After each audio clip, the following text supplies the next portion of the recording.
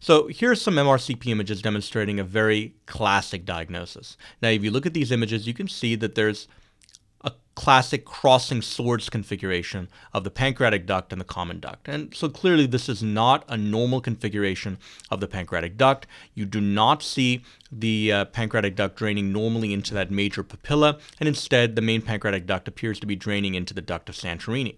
Now, this is a very easy diagnosis to make on the MRCP images, but it is a diagnosis that you can make on the axial MR images as well. And notice that you can see that pancreatic duct extending into the duct of Santorini. This is a classic example of pancreatic divisum.